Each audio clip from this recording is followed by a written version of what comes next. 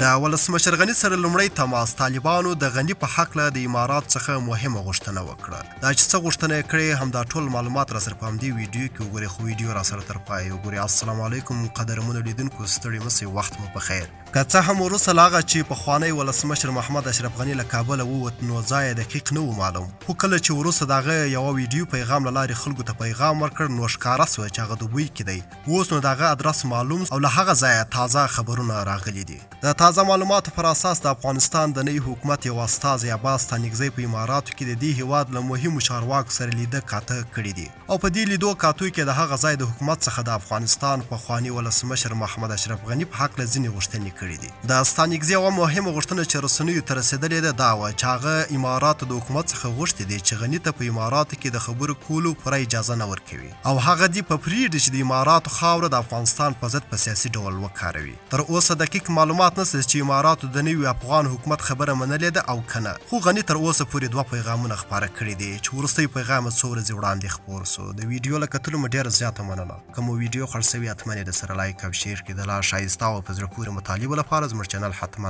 سبسکرایب کړئ. تر بیا او بلې ویډیو د لا